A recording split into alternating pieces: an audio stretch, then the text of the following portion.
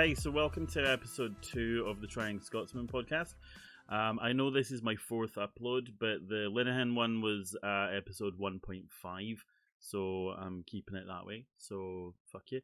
So yeah, episode 2. I did record previously about this, and it kind of became a bit of a convoluted rant. I think I went round in circles, and I don't think I kind of got my point across, because I just fucking waffled, as I do. And there's no excuse for that, because I'm in control. It's a podcast. There's nothing else kicking off. There's no one in chat throwing me off with stuff. So this should be easier to discuss fairly serious things, or things I'm passionate about. So I'm going to start again.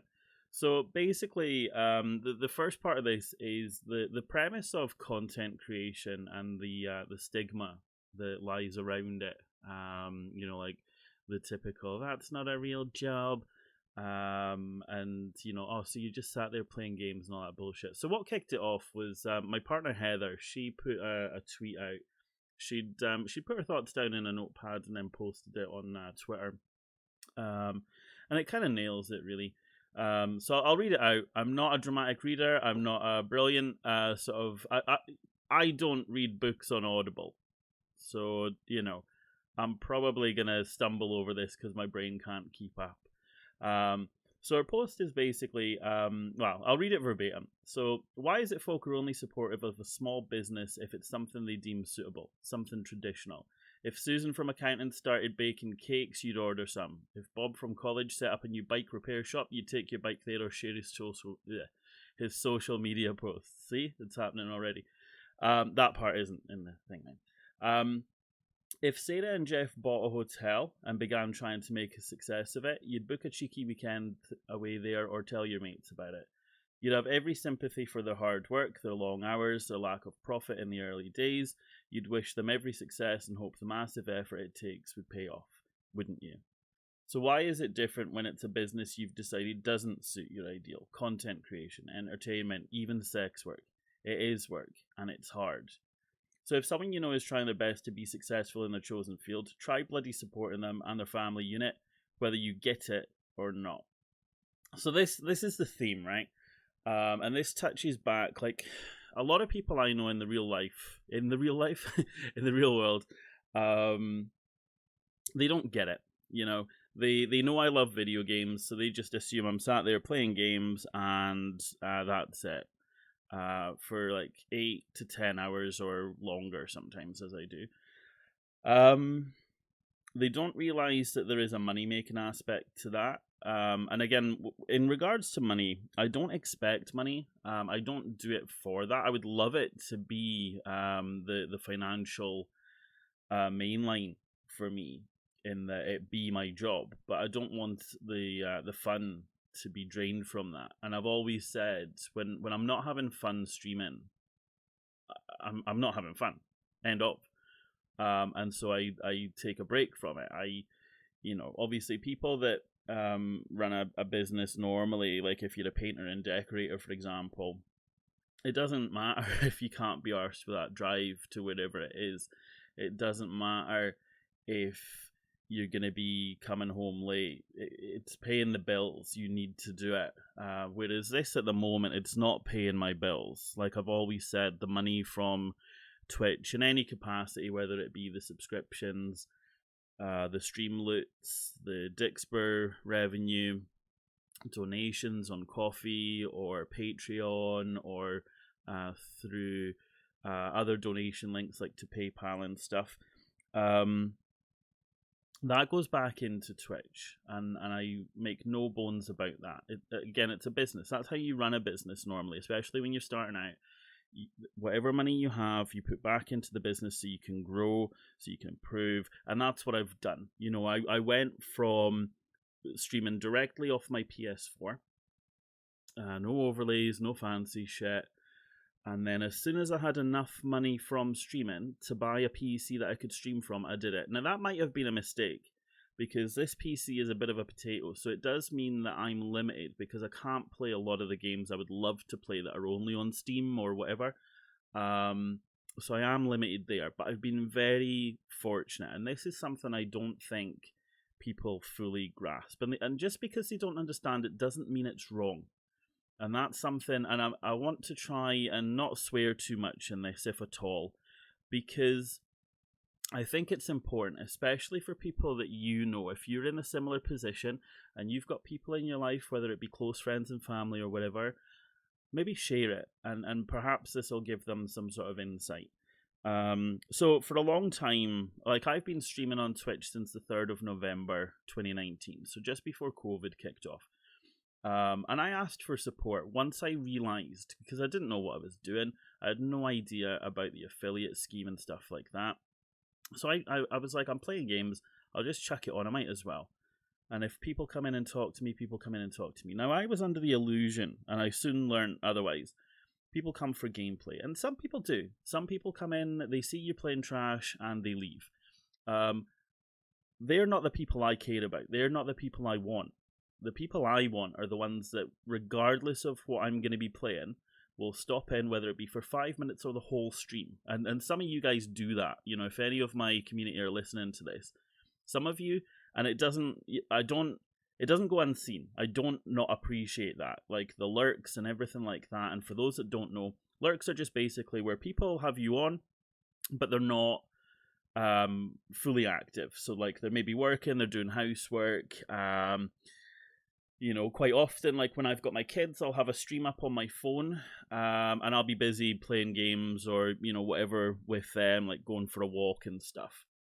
If the weather's nice, go to a park and whatnot. So lurks are just basically people that are there, and this is the thing, right? Like very few of my friends have stopped in my stream, which is bizarre because most of them are into gaming in some capacity.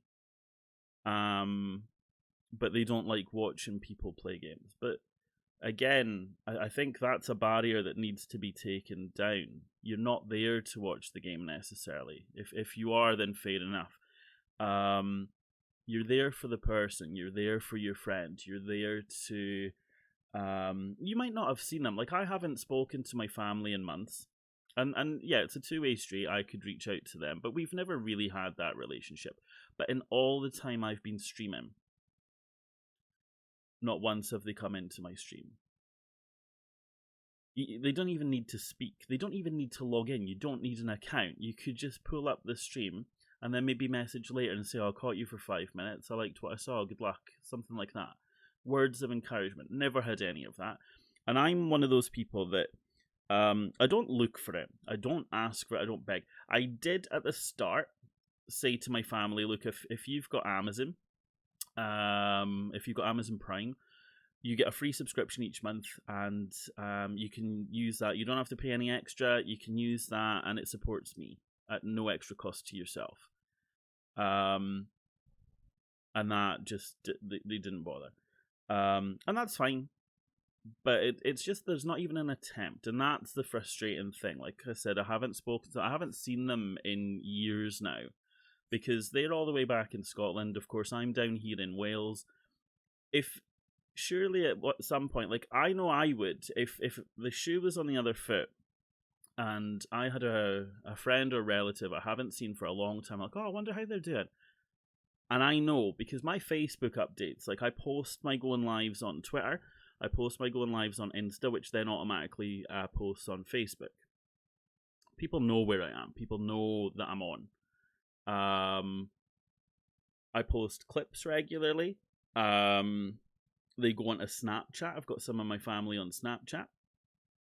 And nothing. Not even, oh, that was really funny, I enjoyed that. Or, oh, you looked like a complete tit. Nothing. And that is really frustrating. Now, if you take that to a much larger level, there's a lot of people out there that just think that content creation, whatever it is... Now, put it this way.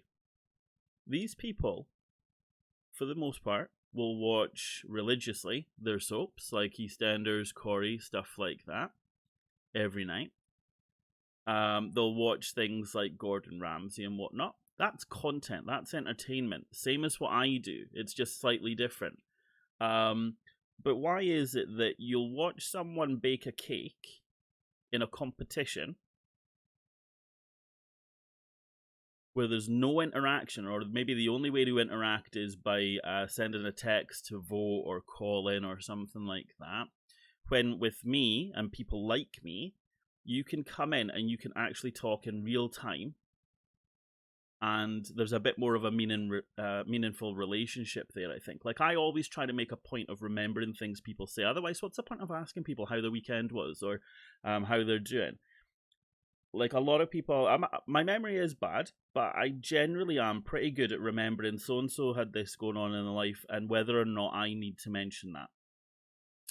Well, maybe need's not the right word, but is the vibe in chat suitable for me to ask, how did such and such go? Or is it something that's maybe best kept more private, like, people in the know in Discord, or like a DM or something like that? But I try to make a point of remembering you were having a road trip to go and see family. How did that go? You were at a wedding. How did that go? Did you get drunk? Blah, blah, blah. I try to remember people's pronouns.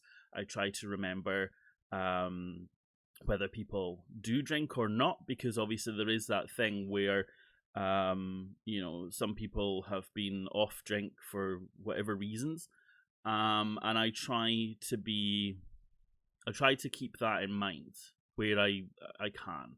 I might drop the ball every now and again, but there's no malice meant behind it. It's just me being human. That's more meaningful than you tuning into a show that nothing, you watching it makes no odds, really, These are people that you don't know in real life. These are people that you'll probably never meet. And if you do, it's just that sort of transactional, hey, how you doing? Maybe get an autograph and away you go. Stuff like that. I use the example of this morning, like Phil and Holly and whoever else, anyone that does like daytime talk shows and stuff. Yes, you can interact with them regarding the topic that they're discussing by doing a phone in and stuff. You get a brief moment with them and then you've got to go. Mainly because it's a bloody 09 number that costs you money to ring per minute. Again, you've already got internet. You've already got a mobile phone. You've already got a laptop or a tablet or some kind of device. You don't need to pay any extra in order to come and see someone like me and talk to me. The only thing, obviously, like I said, you can watch me at no cost. You don't need to do anything. You just load up the URL and boom, done. If you want to talk to me, yeah, you would need an account, because you can't just chat anonymously kind of thing. But the content creation side, everybody creates content. It's just they're all different. Nigella, she does a cookery program. That's content. What she makes is content. You getting the recipe is content. Sex work is content. That wouldn't exist if people didn't want it. Just like this. Like, entertainment has evolved. There was a time when TV did not exist, so people had to find other ways of being entertained, whether it be through like radio plays or radio programs, reading the newspaper, actually sitting down and talking to your family and doing game nights and stuff like that. TV comes along, you start watching shows, you get into things. TV then is kind of pushed to the side, because most people I know, if they do watch TV, they record it to their set-top box because they don't want the adverts. It's a very much on-demand kind of thing, which then paved the way for things like Netflix, Amazon Prime. But again, the one thing all of these lack is interaction. You're sat there just watching. You might shout at the TV, but again, that makes no odds. You can come into my stream and shout at me, and it will make a difference because it'll put me off. It'll make you laugh because you've said something that caught me off guard. I then mess up in the game because obviously you distracted me, and there's like a two-way kind of flow of stuff happening. You can't, and things like Dixburn and Streamloots, you have a direct impact. Like my subscribers on Twitch, you get free Dixburn crates every month that you're subscribed. You can make stuff happen to my screen. You can make sound effects. You can change my voice. So again, there's even more interaction there. So how is it that something like that is somehow lazy or wrong? Bear in mind, I work full time. I do 40-hour weeks, which is why there's such a gap between my streams. It's not like I'm doing this all the time. Weekends, I very rarely stream. Like this Saturday, Heather and I are doing a co-stream, which, is something we don't do as much as we would like, but it is something we've done before. But that's the 9th of April for anyone that would like to stop by. But why is it that somehow there's like this dark cloud over it, and I cannot understand it? Why is it okay for you to just digest the same trash over and over again? Like, most of my streams are very different. Like, obviously, it depends on the mood of everybody else. Usually, I'm fairly reliable in terms of, you know what you're going to get with me. There might be some days I'm a bit off and stuff, but again, that's where other people can, not intentionally, but just people's presence can pick me up. Like, if I see someone I haven't seen for a long time, I get excited because I want to know what's been going on.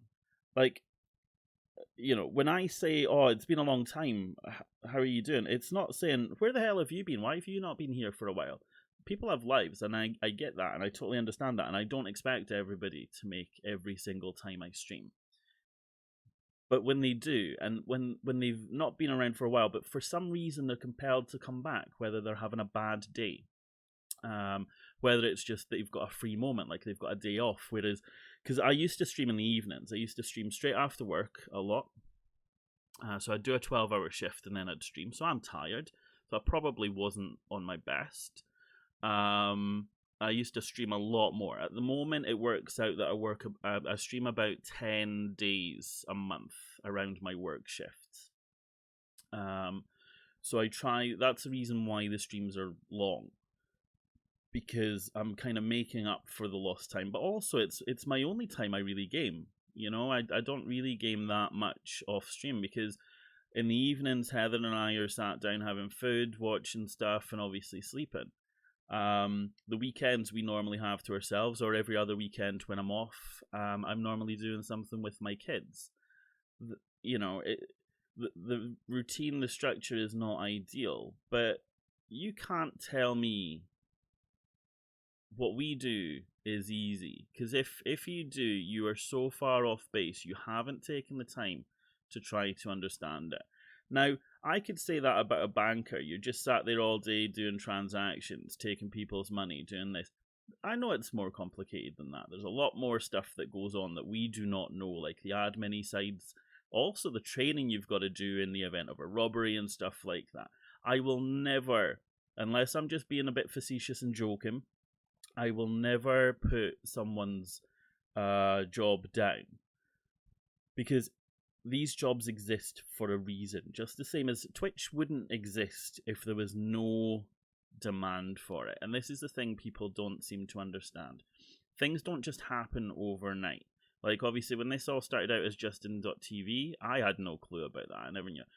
Even Twitch, to begin with, I never really got it. And like I said, I never watched any streams before I started streaming. I had no interest in it whatsoever, because my understanding of it was wrong. I thought it's watching people play games. So my thing was like, well, why watch people play games when you can play them yourself? But there's so much more to it. There's the interaction. There's you feeling valued when somebody that you're watching is taking an interest in you and do what I do, and maybe even better, where they remember the things and they ask you, and they've paid attention. Like, I've been in streams where there's been like one person and they're ignored, and then I've been in others where there's hundreds of people, loads talking all at once, and that streamer, and this is what I aspire to do, I do miss sometimes, and I kick myself when I see in my VODs and stuff, someone said something, I'm like, oh no, I missed that in all the chaos. But these people do such an amazing job at keeping up with what's happening. Can you imagine, like, if you took that and instead of it being text-based, these are all voices. Like, think Bruce Almighty when he first takes over the role as God, and he's got all these prayers and stuff coming in at him. Like that, it's just overwhelming. Imagine all those voices at once, and you're able to hear and acknowledge every single one. That is what this is like. That's not easy, not at all, especially when you're busy doing something else. But it's not just gaming. There's so many creative people that do stuff like this. And we're not just talking Twitch, we're talking YouTube as well. They're making things, art, cosplay. You've got people that are just doing everyday stuff around their house while they are streaming, and they've got people watching, and you're interacting with them, cooking. Like, imagine, so again, those that watch Gordon Ramsay, imagine if you were able to talk to him while he's doing all this other stuff. That would be amazing, right? Like, how can it not be? So that's exactly what this is. This is watching someone do something they're passionate about, something they really, really enjoy, but you get to share that experience. But at the same time, you get some sort of enrichment from that. Like lately, I've had several new people that have found me. I don't know how, but they've stumbled upon me, whether it be through shout outs in other people's streams, just word of mouth, where somehow folk have heard about me. Like one thing I did have a short while ago was someone I used to work with had been speaking to a friend who was talking about Twitch, and then my name came up, and then that person comes and checks me out and then subscribes to me, which was just insane. They just met me, they had no idea about anything, but obviously they enjoyed the vibe. It's stuff like that that's fulfilling for me, but I'd like to think that it's fulfilling for all these people, because why would they do it otherwise? You don't watch something not wanting to, and if you do, then something's gone wrong in your life. You watch things that are gonna give you something. Why do you watch EastEnders every week? Why do you do what you do? You do it because there is some sort of reason, a rhyme to that. And that's what content creation is. It's just a different flavor of the same thing. It's just a different medium that allows you different abilities. And there's no shame in that. And I think if you are of the mindset, if you have a similar mindset to what I had when I first started Twitch, because I had no interest in watching other people, because I thought, well, it's not what I want. But I've come to learn that by watching other people, they've come to know me. And of course, then it's kind of like a shared thing. It's not support for support. That might be a separate episode where we'll talk about that.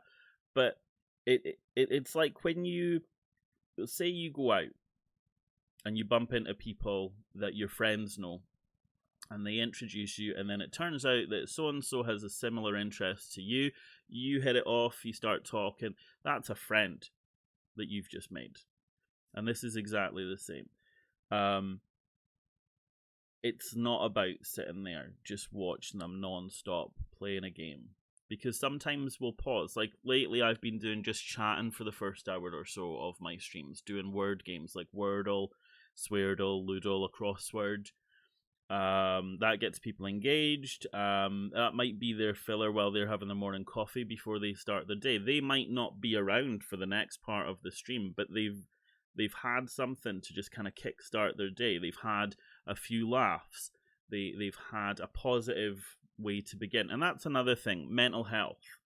I stream a lot because it helps my mental health. And I know that sounds backwards, because most people that know me proper know that I suffer really bad anxiety.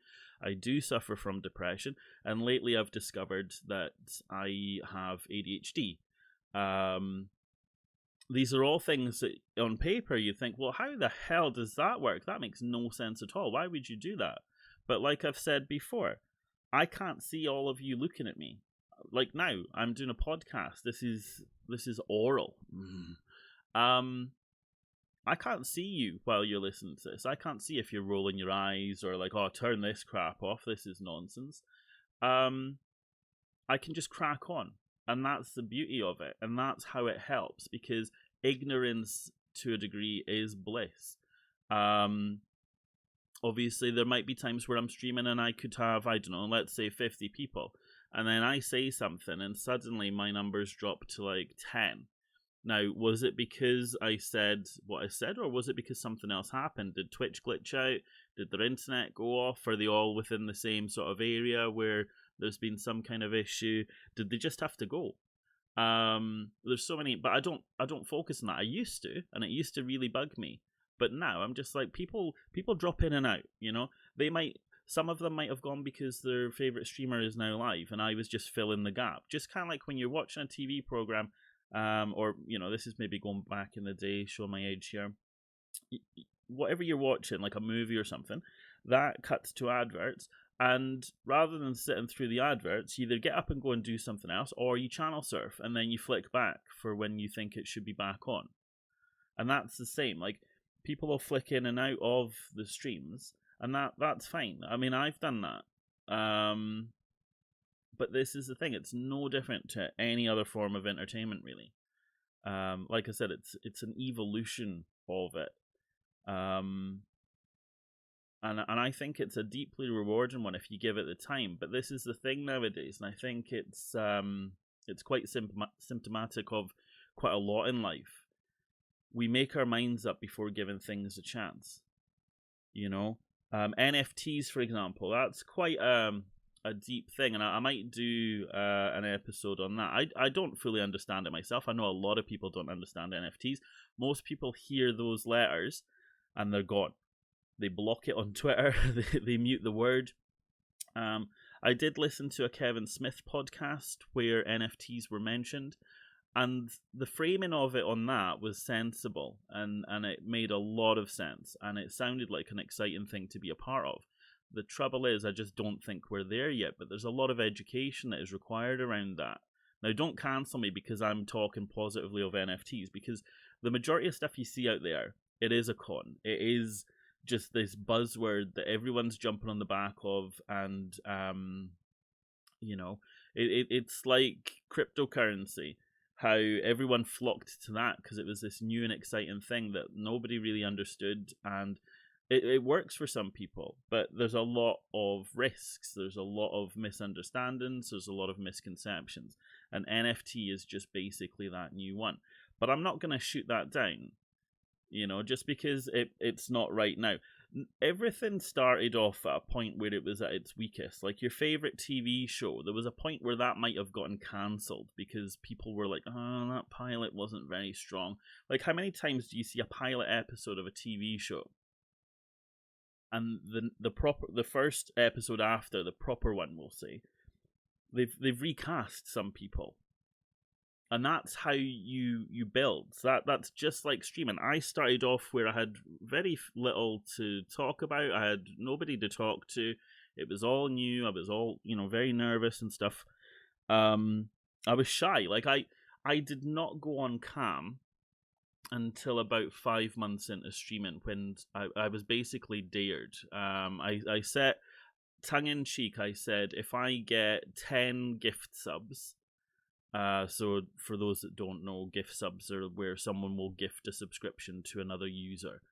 And I said, if I get 10, I'll go on cam, because I genuinely thought nobody will want to spend like £50 all in all, roughly, on me. And they took it and ran with it. We ended up with 53, and it blew my mind. These people who kind of knew me for a few months, some just for a few weeks, did that. And I'm like, wow, okay, so now I've got to uphold my end of the bargain. So I did, and since then I've never, there's been times where I've maybe felt like not going on cam. I've had the cam off and I've ended up turning it on because it just feels alien, because a lot of the things about me is I need to be on cam. Like, obviously there's a lot of things I do, such as chili challenges and being made to have chili sweets and stuff. You need to see that, otherwise it doesn't work. It's like me now trying to show you a picture. You can't see it, so what's the point, But the point being here is that people wouldn't put money into that if they didn't feel it was worth it. And I went from strength to strength. I do have my weak times. I'm not where I want to be yet, but Rome wasn't built in a day. It does take a while for things to happen. Like, obviously the cam thing was one thing. I didn't go on mic for the first couple of weeks because I was too shy. Like, if I was playing games with people I know in real life, I got too shy at talking to them over a headset. I would just stay muted. I'd listen to them, but I wouldn't talk. And these are people I know. So to then end up doing this is a massive step. So not only I putting stuff out in various formats, so again, I've talked about Twitch, TikTok, Twitter, Instagram, Facebook, the podcast now, YouTube. I've gone from not wanting to share my voice, not wanting to share me, to then growing into just this seemingly confident young man. And there's still more to be done. There's still more I want to do. So how can you say, again, any content creator that is worth anything, they won't keep doing the same thing. They will evolve, they will adapt, they'll do different things, they'll push themselves out of their comfort zone. How is that a bad thing? I'm not harming anybody. If it's for you, cool. If it's not, fine, move on. Don't shoot it down, is the point. I remember, again, Kevin Smith. I'll mention him a lot. That's something you're going to come to realize. I make a lot of movie references, or I'll be like, oh, this reminds me of such and such, and I'll quote or reference Kevin Smith a lot. Which is what I do on my streams, and I do that in real life. This is me. You're seeing me in raw form. Well, you're not seeing me, but you know what I mean. But he said something like, I'm paraphrasing now because it was a long time ago, but it's very easy to shoot something down, but it's also even easier to make something. So if you see something that you don't like and you think could be better, go and do it. You can record movies on mobile phones now. You can record movies on laptops. Like, there was that movie that was just shot pretty much all from Skype, or it looked like Skype, but all through like a webcam on a laptop. You've got things that are all recorded on camcorder. Like the found footage kind of stuff, CCTV, or what's made to look like CCTV. There's so many ways to create that instead of you sitting there shooting it down, just do it if you think you can do better. And that's something I took, because I used to be quite critical of things I didn't understand. I would shoot down, be like, nah. I do it jokingly now for some things, but I bought into that because it's true. It is so easy to tear things apart without even knowing. And again, that's symptomatic of society today. You see a headline on an article and assume that you're fully versed on whatever subject matter it's about. But if you read the article, there's a lot more to it. But if you see an article that says something is bad, you like, right, straight away. So again, NFTs, for example, there's a lot of things that say NFTs are bad. And that might be true to the experience of that thing, that writer or that group of people. But just like everything that's new, there is an element of fear. But that's where you have the time, the patience to look into things. Now, I'm not going to be like, oh, I'm doing NFTs. Again, like I said, I don't know much about that, but I'm willing to learn. It's not something I'm interested in for myself, but think of it this way. And again, using the gaming side of it, because it'll be things you understand. Loot boxes. Again, bad things, but some are worth it if they're done well, or if you look at things like Fortnite. So Epic have got this really amazing business model where you can get free V-Bucks if you have Save the World and obviously do the daily logins and stuff like that. Or you can do the crew membership, I think it's called, which gives you the free battle pass and obviously a few extra things. Now, those are NFTs. Those are digital goods that you have no physical form, but nobody seems to realize that all of that is an NFT. And this is what was mentioned in the Kevin Smith podcast. I can't remember it was about his clothing line, and the guy that was behind the Jay and Silent Bob clothing line. And he said that, he could buy his kid $200 sneakers but he's got a wardrobe full of them. Or, because his kid spends a lot of time on Fortnite, you could give him $200 worth of V-Bucks. And he buys stuff that he wants to make his character. Do you know what I mean? So, like, when you've got games where you spend a lot of time online and you want to try to kind of have a digital persona, you can deck your digital persona out with things that speak to you, things that project you. Think of like, so again, here's the prime example. Think of like Neo in the Matrix when Morpheus is explaining this is the projection of your digital self or virtual self. Why would you want to buy something for somebody that they're not going to use? Like, how many gifts do we get where they're of no use to us? They don't fit, or they're the wrong style. The thought was there, but really, I'm going to try to regift that or sell it. Whereas if you give someone virtual credit, they can use, like, gift cards. Obviously, that's not technically an NFT, but it's kind of along the same principle. You're giving someone something that has a non-physical value, really, and they then go off and spend that on what they want, whether it be physical or digital.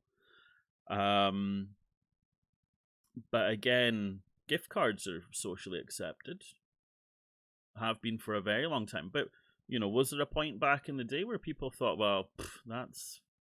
Because there probably were. There were probably people thinking, Jesus, that's just the lazy way out. You could have got me something. You know what I like. Do you know what I mean? But unless I know specifically you want this particular thing, a gift card seems like the best way. Not the easiest. I mean, it is easy, but it's the best way, because at least then you can treat yourself to, like, if I give you the value of what I was going to get you anyway, or thinking of getting you, but I'm not sure, and then if you end up going and getting that, cool. If not, you can get someone else. And this is the whole thing. There's different ways of framing this to understand, and I think, nowadays when someone, and streamer Twitter is full of this, when someone does something we don't like, you pile on. There's no education. It's just basically a shouting fest. To ratio someone to say, well, actually, that's a bad take.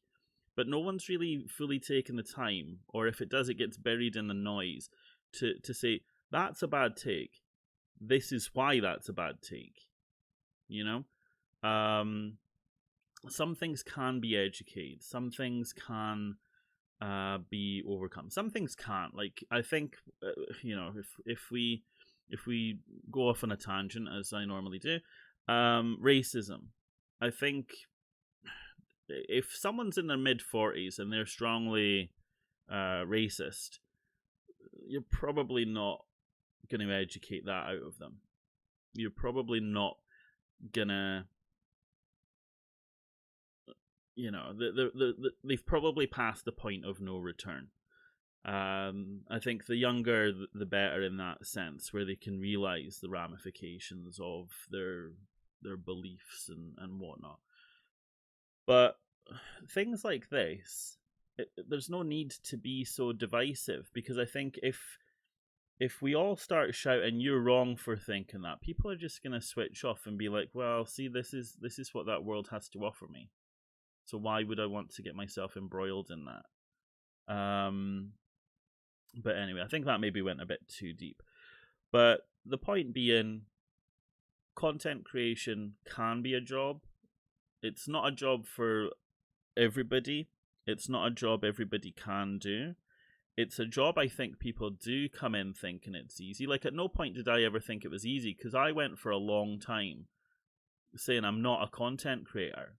All I do is I come on, I do my thing, and I go. It was only when I realized that I brought people joy, people spoke highly, people recommend me to other people, that I'm entertaining, and me then kind of, I guess, overcoming that imposter syndrome, which I still get, and it hits hard sometimes, because I'm like, I don't belong in this crowd of amazing people. but I'm getting there, and I'm coming to realize the strides I've taken, and it helps having a supportive partner. Like Heather had no idea about any of this; she hadn't even heard of Twitch when we got together, and we've been together for coming up a year and a half, and yeah, there's been a lot of things that blew her mind. There's been a lot of things that she didn't understand, but we have the ability to talk about it, and she's willing to listen. It's not, like she accepted this as a big part of me. I don't think she fully understood the amount of thought and how much it plays on me, because when we got together, I hadn't been streaming for a little bit, and I didn't want to, because I had someone new in my life. I was trying to figure a lot of stuff out. I'd recently left a marriage of 4, almost 5 years, a relationship of about 17 all in all, and my 3 children. So I had a lot to try to wrap my head around this new way of life mid-pandemic, where working from home and trying to suss things out, and I was just mentally exhausted. And she pushed me to get back into streaming, and she has done a few times where I've been like, oh, I don't know if I want to keep doing it. I'm not sure. And she helped she helped kick the doubt. And that's quite a big thing. And that's where having supportive friends and family mean the world. Having people thank you, or just show their appreciation for what it is you do, that you can see there is a value to it. And sadly, not everybody has that. I've seen so many people that their partners want no involvement. Like, she's my moderator, but you'll see people, their partners never come into a stream. They never, like if they're on Twitter, they don't retweet, they don't share anything like that. They don't want to be a part of it, and I think that might work for some relationships. I think for a lot it could break them, because if you really are passionate for this, you do have to devote a lot of time, and I think that could make or break a relationship. And thankfully, I've found my person who accepts everything, the streaming side of it, me, my mental health, and I accept hers as well. We both have mental baggage that we're dealing with, and it is very important. And like I said, the fact that I joke, and I do think there's an element of truth there, where people only come to my stream for her, to interact with her. And again, just as a reminder, this Saturday on the 9th, co-stream, Heather, me. I might get sidelined and she can do it on her own. But she took the time. She took an interest. She wanted to know. Like I said, she had no idea about Twitch. And then next thing I know, I'm streaming. Before we got together proper. So I had streamed before we got together, when we were first kind of talking. And she set up an account and came in and spoke to me. And then her friends set up an account and came in and spoke to me as well. Like, she told them about it. The amount of people she spoke to about me and saying what I did, and either they took an interest or they didn't. But she was proud, and she is proud. She's always proud. Like the podcast, the numbers I've had so far. Like, at the moment I'm close to 200 downloads. I don't know how many subscribers or listeners that equates to. And she's proud of that. And I think because of the fact that we work so well, I don't think there's ever going to be a time where she's never proud of me. And the same goes the other way. Like recently, she's just been successful in her application for a job she really, really wanted and really doubted she was going to get because of lack of experience and obviously all the self-doubt that comes along with that. I think whenever you have an interview for a job, you always assume the worst. The way I looked at it, again, going off on a tangent, I used to find that the job interviews I had where I felt I did the worst were actually the ones I did the best in. The ones I came out feeling like I'd done really good, or as close to that as my brain would allow, it was the complete opposite. And maybe that's complacency, a bit of cockiness, or whatever. But sometimes modesty is key, and that is something throughout life. Like, I think modesty is the best policy. Although I am the best entertainer that you've yet to find. No, that's a joke. But no, I think there is a lot to be said for just having someone in your corner, and it's about having more than one. You shouldn't have to rely on others for your own happiness, but there should be there should be a compromise where others do boost that. You can't do it all on your own. You can't go through life all on your own. You might think you can, but something I've learned is, even as antisocial as I am, you can't. But anyway, that is deep, very deep, and I'm gonna leave it there because I've just realised that I've gone way over. I've been trying to keep them, not intentionally for the first few, but then when I realised there was a pattern, I was trying to keep them 37 minutes in a row, and we're now on 46. So we'll leave it there. The plan is to do weekly episodes. The hope was to get them out every Tuesday. But I think this one, I don't think I can sit on this until then because there's a bit of a gap. So this will probably go out today. And I've been trying to do my recordings early in the morning, especially on work days where, well, either or really, before I start work and before I start streaming. I haven't been overly successful in that because I've woken up and I've been like, nah. But I think today I've been alright, but obviously I might sound a little bit croaky. My voice takes a little bit of time to warm up, and I don't do like vocal exercises and stuff because I'm not trained that way, but I might partake. But no, again, all the support I've had so far, all the downloads, everybody listening, the feedback that I've had, it's really been amazing. I'm thinking of trimming down the intro music and outro, or I'll maybe leave the outro full length because then you can turn off. But maybe shorten the intro. But let me know your thoughts on that. But yeah, again, just to recap, on Saturday the 9th, Heather and I are doing a co-stream. So that'll be starting 6 p.m. UK time, and going on until whenever. We will be drinking. There will be antics and shenanigans and stuff like that.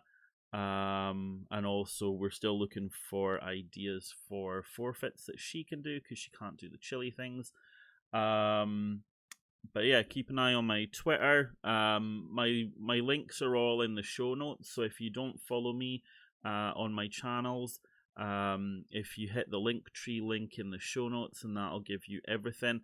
There's links up top for Twitch, Facebook, Twitter, YouTube, Deezer, I think, Spotify, Apple Podcasts. So at the moment I'm listed on Apple. I checked that on iTunes yesterday. I'm on Deezer, I'm on Pocket Casts, I'm on YouTube. They automatically upload onto YouTube. Acast is the host, so I'm on their platform automatically as well. And I think there's others, but I've kind of forgot. It's hard because Google, for whatever reason, haven't put me up yet. It says it can take 6 days. It's been over that now. Well, I googled it even more, and it says it can take 6 days or longer, which seems alien to me because everything else pretty much put me up on day one. So I don't know if maybe Google are just a little bit more precautious in case of certain content going out and whatnot. Maybe they're more proactive in filtering the content rather than reactive. So they don't have like, Alex Jones kind of style people on their platform. But yeah, so we're almost at 50 minutes now, guys. I'm really sorry. So I'm going to go. and I will catch you on the next one, and hopefully I will see you on Saturday in the stream. Have a good one.